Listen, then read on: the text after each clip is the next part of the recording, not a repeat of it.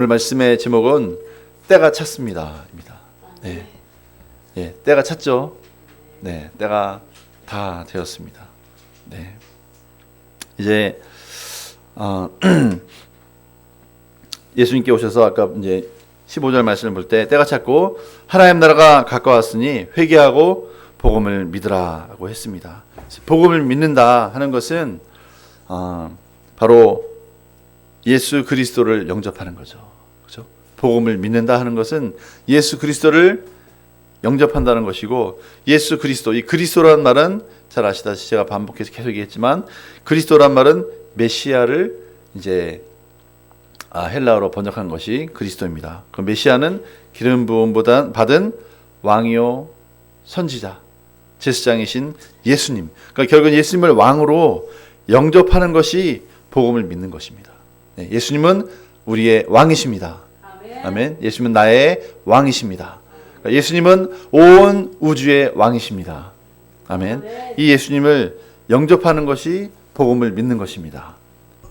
그런데 지금까지 우리 인생의 왕은 누구였습니까? 내 삶의 왕은 지금까지 누가 내 삶의 왕이었습니까?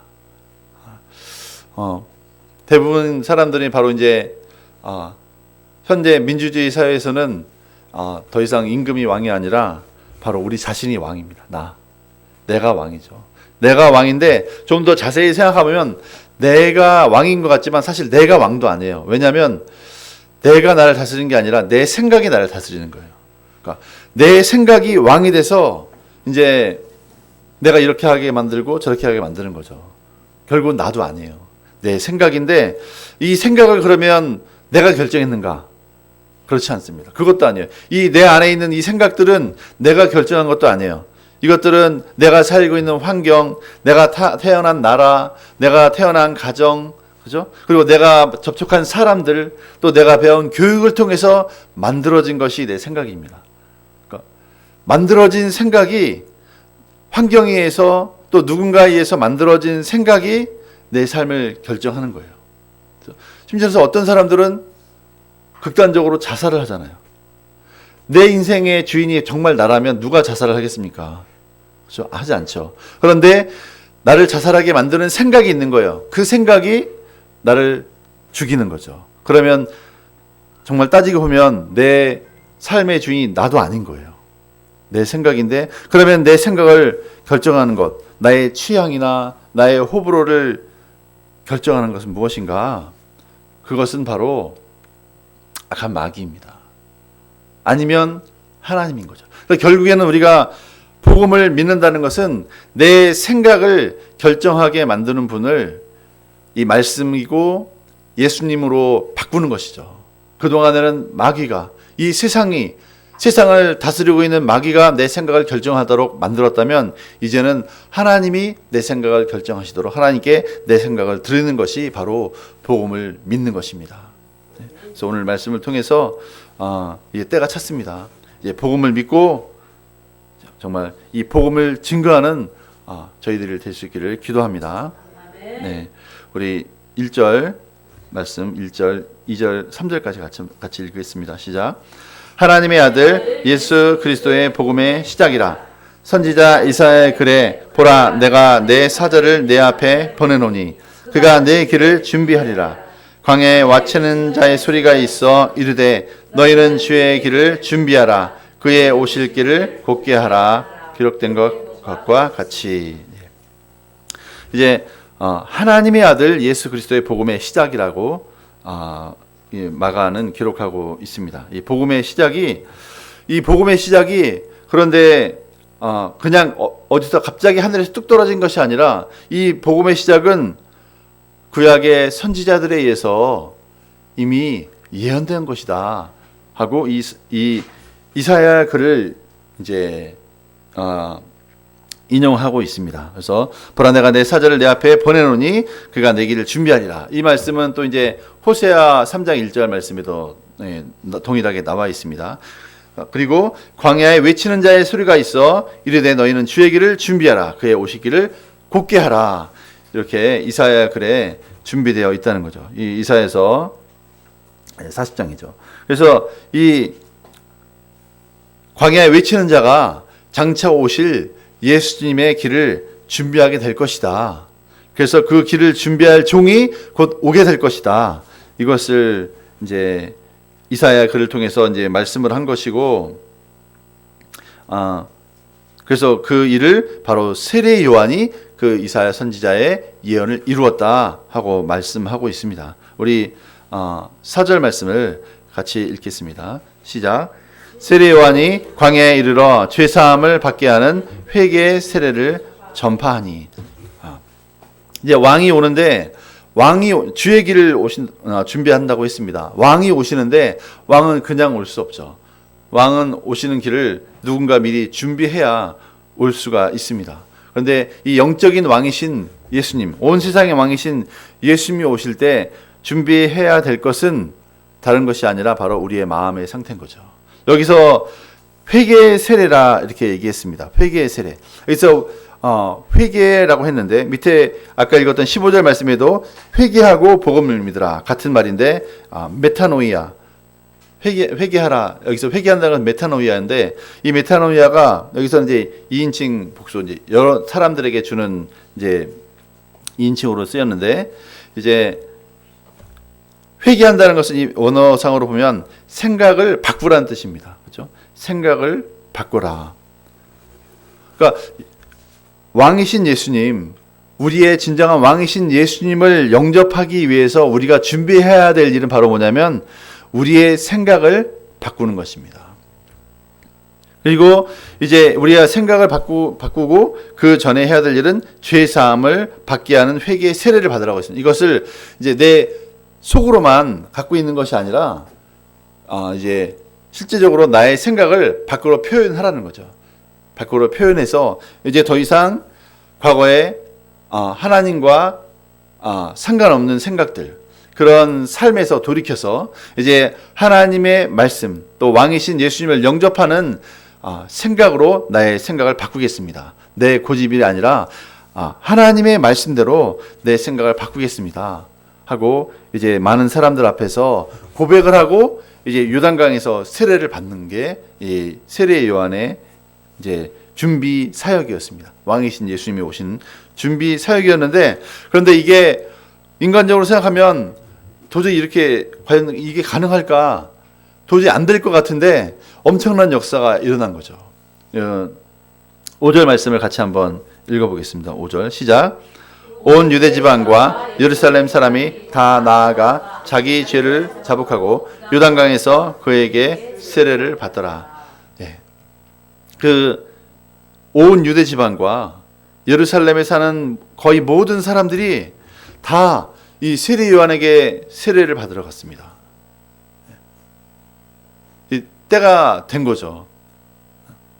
이 마음을 준비하도록 이렇게 하나님께서 역사하셨고, 그 마음 가운데 정말 겸손한 마음, 이제 하나님 앞에 돌이키는 마음을 하나님께서 주신 거예요. 근데 세례 요한이 이렇게 할 수 있었던 것은 이제 그의 삶에서 나왔습니다. 6절 7절 말씀 같이 읽겠습니다. 6절 7절 시작. 요한은 낙타 털 옷을 입고 허리에 가죽띠를 띠고 메뚜기와 석청을 먹더라.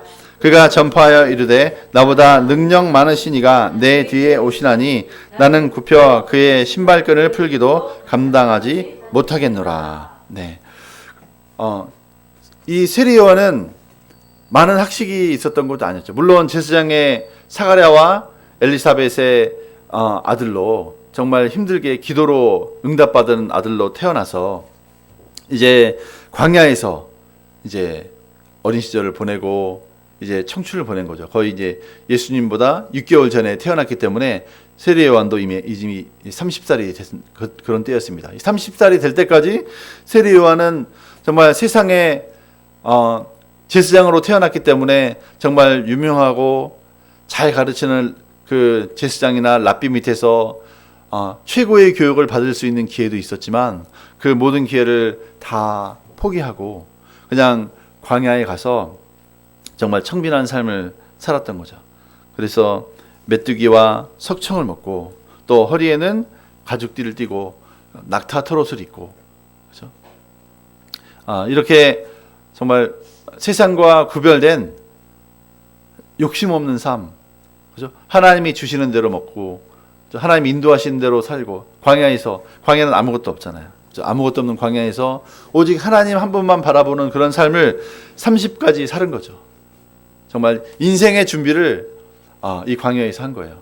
무슨 세상에 뛰어난 학자라든지 뭐 세상에 뛰어난 정치가라든지 뭔가 뛰어난 뭔가를 세상에서 알아주는 그런 기관이나 그런 곳에서 교육을 받은 것이 아니라 그냥 아무도 알아주지 않는 광야에 들어가서 그냥 정말 성령의 인도하심만 따라서 하나님 말씀만 붙들고 이제 그 인생을 준비한 거죠. 30살까지. 그때 하나님께서 이 자신의 삶을 하나님 말씀에서 찾도록 하신 거예요. 바로 이사야 이 글을 통해서 광야에 외치는 소리가 있을 것이다. 이사야 선지자가 예언을 했는데 메시아 오시기 전에 이러한 일이 있을 것이라고 했는데 바로 내가 이 광야에 외치는 자의 소리가 돼야 하는구나. 말씀을 통해서 자신의 정체성을 발견한 거죠. 그래서 이 세상의 시끄러운 소리를 들으면 결코 이 하나님 말씀을 통해서 나에게 주시는 소명과 부르심을 발견할 수가 없습니다. 그죠? 사람들이 소리가 얼마나 복잡합니까? 이 사람은 이렇게 말하고 저 사람은 저렇게 말하고 그러면 이 사람 얘기 들으면 이렇게 해야 될 것 같고 저 사람 얘기 들으면 저렇게 해야 될 것 같고 정신이 하나도 없습니다. 그렇죠? 그런데 오직 광야에서 하나님의 말씀만 붙들고 있을 때 하나님께서는 이 세리요한에게 내가 바로 광야에 외치는 자의 소리다 이렇게 말씀하셨어요. 보통 사람 같았으면 다른 사람이 그 얘기를 들었으면 내 정신이 있냐? 네가 무슨 광야에 외치는 자의 소리냐?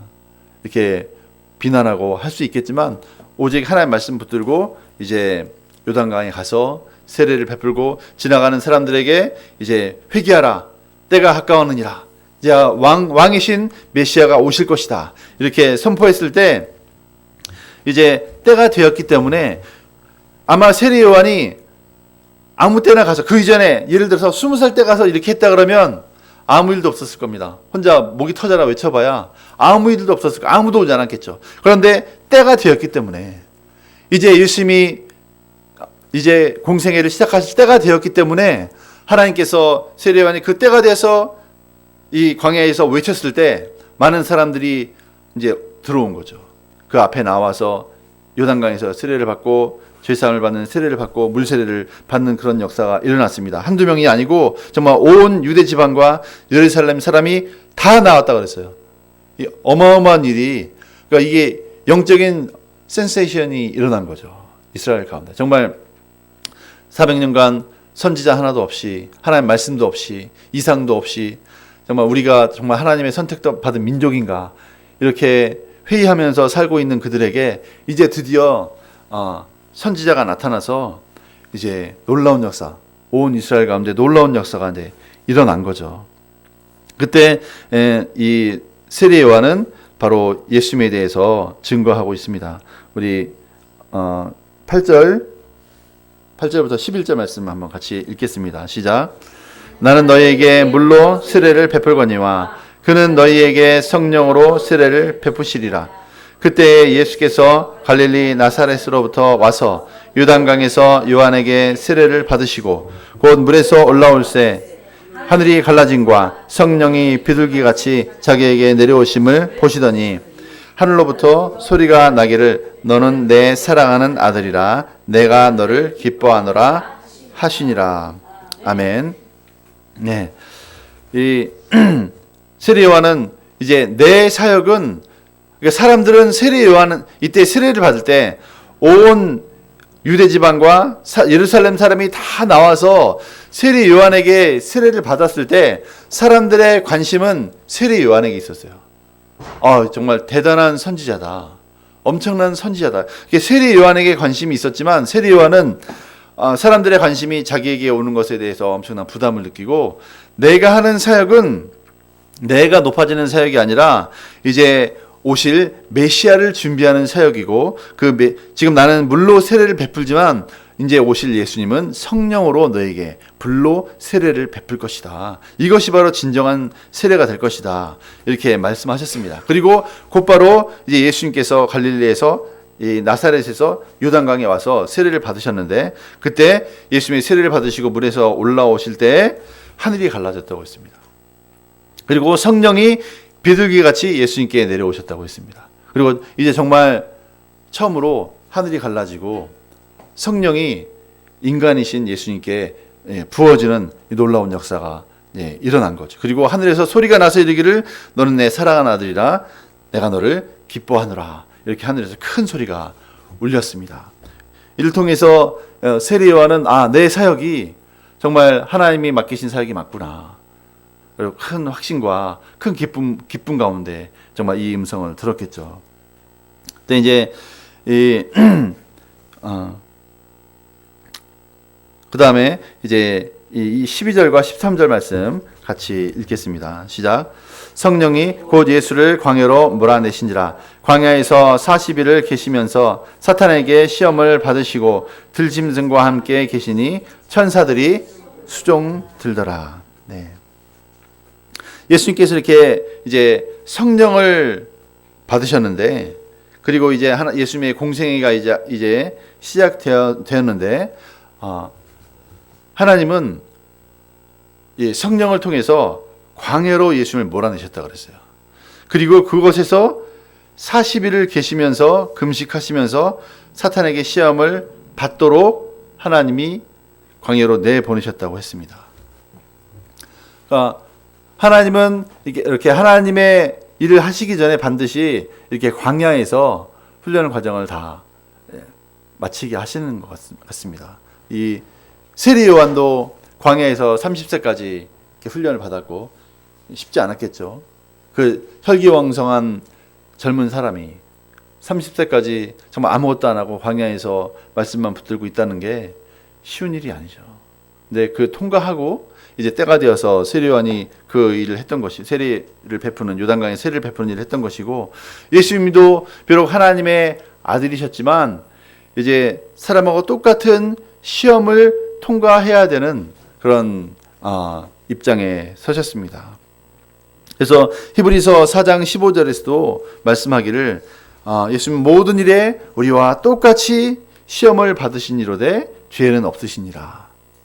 우리가 생각할 때 예수님은 하나님의 아들이시니까 시험이 쉬웠겠지. 그런데 분명히 히브리서 4장 15절에서도 시험을 받았다고 했습니다. 그리고 오늘 본문 13절에서도 사탄에게 시험을 받으셨다고 했습니다. 근데 이게 만약에 힘들지 않았다면 시험이 됐겠습니까?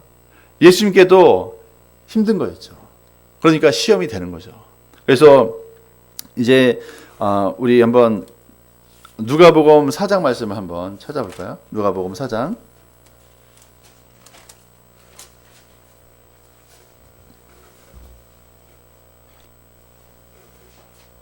이 세 가지 시험이 나오잖아요. 누가복음 4장 4절 보면 같이 한번 읽겠습니다. 시작. 예수께서 대답하시되 기록된 바 사람이 떡으로만 살 것이 아니라 하였느니라. 네. 그리고 이 3절도 같이 읽겠습니다. 시작. 마귀가 이르되 내가 만일 하나님의 아들이어든 이 돌들에게 명하여 떡이 되게 하라. 네. 그리고 5절부터 7절도 읽겠습니다. 시작. 마귀가 또 예수를 이끌고 올라가서 순식간에 천하 만국을 보이며 이르되 이 모든 권위와 그 영광을 내가 내게 주리라. 이것은 내게 넘겨진 것이므로 내가 원하는 자에게 주리라. 그러므로 내가 만일 내게 절하면 다 내 것이 되리라. 네. 그리고 이제 9절 말씀도 같이 읽겠습니다. 시작. 또 이끌고 예루살렘으로 가서 성전 꼭대기에 세우고 이르되 내가 만일 하나님의 아들이거든 여기서 뛰어내리라. 이렇게 세 가지 시험을 한 거죠. 이것이 예수님께 이제 힘든 유혹이 된 거죠. 유혹이 됐습니다. 그래서 정말 40일 동안 굶주린 그런 연약한 육체를 가지신 그 예수님께 이 돌을 떡으로 만들게 하는 것은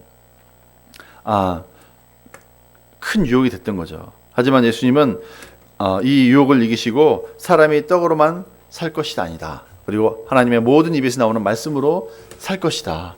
이것은 바로 우리 인생의 목적과 방향에 대한 유혹이었습니다. 그러니까 많은 사람들이 사실 태어나면서 이런 유혹 가운데 사는 거예요. 우리 인생의 목적과 방향이 내 인생이 잘 되고 내가 잘 먹고 잘 사는 것이 모든 사람들의 목적입니다. 인생의 목표예요. 많은 사람들이 열심히 공부를 하고 또 학교를 가고 좋은 직장에 들어가고 또 결혼하고 하는 그 목적이 뭐냐면 내가 잘 먹고 잘 살기 위해서 하는 것입니다. 그런데 예수님은 그 인생의 목적이 이렇게 잘 먹고 잘 사는 데 인생의 목적을 두지 않고 예수님은 하나님의 내 말씀대로 살 것이다. 이것이 예수님의 인생의 목적이었습니다. 예수님은 이런 인생의 목적이 유혹되지 않았어요. 그러니까 결국은 우리도 모든 사람들은 근본적으로 그 굶주려 있습니다. 무언가에 굶주려 있어요. 그런데 사람들은 마귀는 유혹하는 거죠. 이렇게 하는 것이 내 인생의 유익이야. 그래서 많은 사람들이 어떤 일을 결정하는 것을 보면 대부분이 몇 푼이라도 내 인생에 도움이 되는 결정을 하는 거예요. 그렇죠? 그런데 예수님은 내 인생에 도움이 되는 결정을 하고 내 인생을 뭔가 남들보다 더 낫고 잘 살고 잘 먹고 더 좋은 집에 살고 하는데 내 인생의 목적을 세운 것이 아니라 하나님의 말씀대로 살고자 그 유혹에서 이제 유혹을 이기셨습니다. 그렇죠? 그리고 이 두 번째로는 그 마귀가 그 모든 영광을 보여준 거예요. 그렇죠? 천하만국을 보여주면서 모든 권위와 그 영광을 다 보여주면서 내게 절하면 이 영광을 내게 다 줄 것이다. 이렇게 말씀을 했습니다. 이야기를 했습니다. 그러니까 이제 엄청난 유혹을 한 거죠. 바로 이것이 우리가 오늘날도 동일하게 우리 모든 사람들을 유혹하고 있는 이 바벨론의 문화입니다. 우리 한번 요한계시록 한번 찾아볼까요? 요한계시록 17장.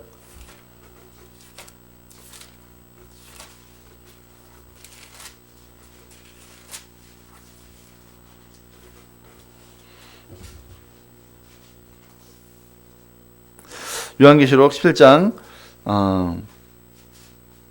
3절 5절까지 한번 읽어보겠습니다. 시작. 곧 성령으로 나를 데리고 광야로 가니라. 내가 보니 여자가 붉은 빛 짐승을 탔는데 그 짐승의 몸에 하나님을 모독하는 이름들이 가득하고 7 머리와 10 뿔이 있으며 그 여자는 자줏빛과 붉은 빛 옷을 입고 금과 보석과 진주로 꾸미고 손에 금잔을 가졌는데 가증한 물건과 그의 음행에 더러운 것들이 가득하더라. 그의 이마에 이름이 기록되었으니 비밀이라 큰 바벨론이라 땅의 음료들과 가증한 것들의 어미라 하였더라. 예. 여기서 이 짐승은 바로 세상의 나라들, 세상의 임금들을 말하고 그 세상 임금을 다스리는 이 음료가 있는데 이것이 바로 5절에 나온 것처럼 큰 바벨론이라고 했습니다. 계속 이제 큰 바벨론이라고 말하고 있습니다. 그런데 이 큰 바벨론은 결국은 하나님의 백성들, 특히 어린 양이신 예수님과 싸우는 존재예요. 이 14절 말씀 같이 읽겠습니다. 시작. 그들이 어린 양과 더불어 싸우려니와 어린 양은 만주의 주시오 만왕의 왕이심으로 그들을 이기실 터이요 또 그와 함께 있는 자들 곧 부르심을 받고 택하심을 받은 진실한 자들도 이기리로다. 예. 이 음녀는 결국은 마귀입니다. 마귀의 종인데 이 음녀는 어린 양과 더불어 싸운다고 했습니다. 바로 예수님과 싸우는 거예요. 예수님이 오셨을 때도 예수님을 유혹했고 그리고 이 마지막 때에도 이 어린 양과 싸우는 거예요. 어린 양이신 예수님과 싸우는 거예요. 그리고 그 성도들과 싸우는 거죠. 그리고 18장 2절 말씀도 같이 2절 3절 읽겠습니다. 시작. 힘찬 음성으로 외쳐 이르되 무너졌도다 무너졌도다 큰 성 바벨론이여 귀신의 처소와 각종 더러운 영이 모이는 곳과 각종 더럽고 가증한 새들이 모이는 곳이 되었도다. 그 음행의 진노의 포도주로 말미암아 만국이 무너졌으며 또 땅의 왕들이 그와 더불어 음행하였으므로 땅의 상인들도 그 사치의 세력으로 치부하였도다 하더라. 예. 이 큰 성 바벨론이 이제 곧 예수님의 심판 아래 놓이게 되는 거죠. 그래서 이제 이런 바벨론 시스템으로 사람들을 유혹하는 거예요. 예수님도 유혹했지만 우리도 동일하게 이 바벨론 시스템으로 이제 유혹되는 겁니다. 한번 볼까요? 우리 18장 11절 10절부터 14절까지 10절부터 14절 같이 읽겠습니다. 시작. 그의 고통은 무서워하여 멀리 서서 이르되 화이또다 화이또다 큰 성 견고한 성 바벨론이여 한 시간에 내 심판이 이르렀다 하리로다. 땅의 상인들이 그를 위하여 울고 애통하는 것은 다시 그들의 상품을 사는 자가 없습니다. 그 상품은 금과 은과 보석과 진주와 세마포와 자주옥관과 비담과 붉은 옷감이요 각종 향목과 각종 상아 그릇이요 값진 나무와 구리와 철과 대리석으로 만든 각종 그릇이요 계피와 향료와 향과 향유와 유향과 포도주와 감람류와 고운 밀가루와 밀이요 소와 양과 말과 수레와 종들과 사람의 영혼들이라. 바벨론아 내 영혼이 탐하던 과일이 내게서 떠났으며 맛있는 것들과 빛난 것들이 다 없어졌으니 사람들이 결코 이것들을 다시 보지 못하리로다. 아멘. 이런 바벨론의 시스템으로 이 온 인류를 창세부터 쇠말까지 사람들을 유혹해 왔던 거죠. 그런데 이제 복음을 가지신 예수님은 바로 이 유혹, 이 사탄의 유혹, 마귀의 유혹을 이제 이기시는 거죠. 네. 그래서 마귀는 정말 이렇게 눈에 보이는 화려한 것으로 사람들을 속이는 거죠. 이게 사기치는 것이 이게 웬만해서는 속겠습니까? 사람들이 아주 그럴듯해야 진짜 같아야 속는 거죠. 그러니까 마귀의 이 유혹은 우리 모든 사람들에게 마귀가 유혹한 대로 하면 내가 뭔가 잘 될 것 같고, 그죠?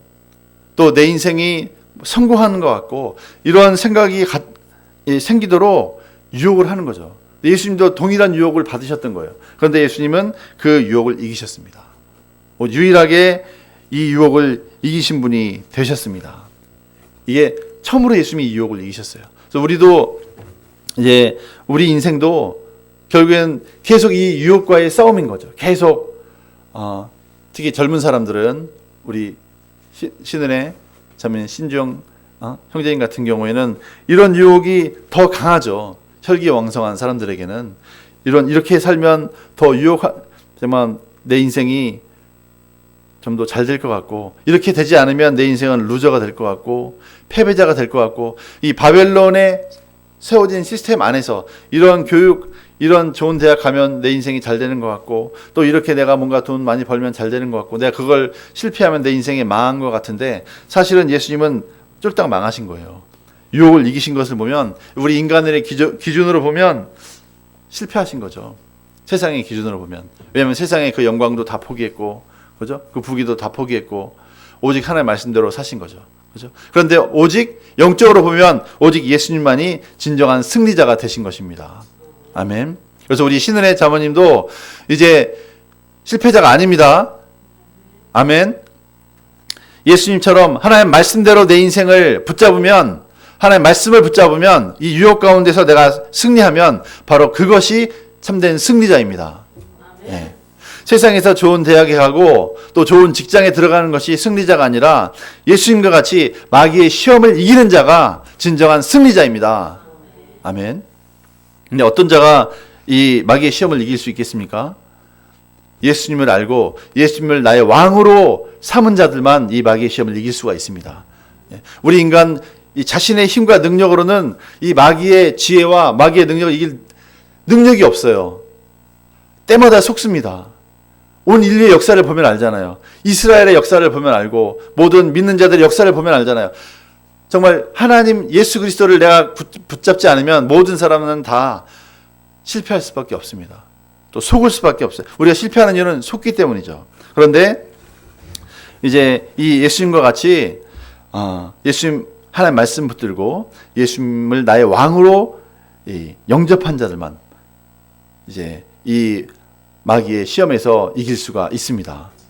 그래서 마귀는 지금도 앞으로도 계속해서 우리를 속이려고, 유혹하려고 다가올 것입니다. 근데 그 속임을 이길 수 있는, 그 유혹을 이길 수 있는 유일한 길은 바로 하나님의 말씀을 붙드는 거고, 또 예수님을 나의 왕으로 때마다 붙드는 것입니다. 아멘. 14절과 15절 말씀을 읽어보겠습니다. 시작. 요한이 잡힌 후 예수께서 갈릴리에 오셔서 하나님의 복음을 전파하여 이르시되 때가 찼고 하나님의 나라가 가까웠으니 회개하고 복음을 믿으라 하시더라. 아멘. 그리고 이제 때가 됐을 때 요한이 또 잡혔어요. 요한이 잡히고 예수님께서 이제 갈릴리에 오셔서 하나님의 복음을 전파하기 시작하셨습니다. 그리고 때가 찼고 하나님 나라가 가까웠다. 이제 회개하고 복음을 믿으라 이렇게 말씀하셨어요. 여기서 회개한다는 것은 아까도 말했지만 메타노이아, 생각을 바꾼다는 것입니다. 그러니까 그동안에 이스라엘 사람들, 유대인들이 가지고 있던 생각, 그 구약적인 생각에서도 바뀌어야 되고, 또 이제 하나님 나라를 구하지 않고 내 먹고 사는 문제, 사실 유대인들의 문제 똑같아요. 유대인의 문제나 우리의 문제나. 이 요한복음 6장도 보면 알겠지만 예수님께서 오병이어 사건을 일으켰을 때 많은 유대인들이 그냥 먹는 문제 때문에 예수님께 찾아오는 거예요. 우리 계속 먹을 걸 주세요. 먹을 걸 주세요. 이런 자세로 이제 예수님께 왔는데, 예수님은 이제 생각을 바꿔서 복음을 믿어라. 아까 처음에도 얘기했지만 복음을 믿는다는 것은 예수 그리스도를 영접하는 것이고, 예수 그리스도를 영접한다는 것은 예수님을 나의 새로운 왕으로 영접한다는 것입니다. 네, 오늘날 민주주의 사회이기 때문에 내가 왕이고 내가 투표해서 내가 마음대로 대통령도 뽑고 국회의원도 뽑고 하기 때문에 내가 왕이라고 생각하지만 사실은 나는 왕이 아닙니다.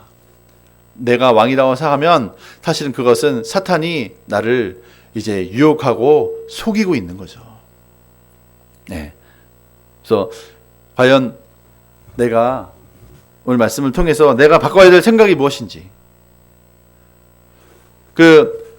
이 생각이 잡히면 계속 속습니다. 마귀에게 계속 속는데, 내가 마귀에게 잡혀서 속고 있는 것은 무엇인지, 내 삶의 영역에서, 우리 신은혜 자매님은 내 삶에서 자꾸 속는 영역이 어떤 것 같아요? 내 생각에서 어떤 영역에서 속는 것 같아요? 그렇죠? 한번 생각을 해보시기 바랍니다. 생각을 해서 내가 어떤 영역에서 자꾸 마귀에게 속는지 생각을 해보고, 생각을 돌이켜서 이제 복음을 믿고 하나님 나라가 내 안에 임하기를 기도하면서 올 한 해도 승리할 수 있기를 기도합니다. 아멘. 이제 때가 찼습니다. 이 복음이 들려지는 곳마다 이제 이 복음을 들었을 때 내 예수님을 나의 왕으로 영접하고 내 생각을 바꾸는 자는 하나님 나라를 맛볼 것이고, 그걸 바꾸지 못하면 계속해서 어두움의 나라에 있게 되는 거죠. 그래서 바로 우리의 선택입니다. 우리가 바로 이 예수님의 말씀처럼 때가 찼고 하나님 나라가 가까웠으니 회개하고 복음을 믿으라. 이것은 우리 각자가 해야 될 일들입니다. 네. 한 주간도 이 때마다 이 마귀의 유혹을 물리치고 생각을 새롭게 하고 복음을 믿는 저와 여러분 되시기를 주의 이름으로 축원합니다. 아멘. 네.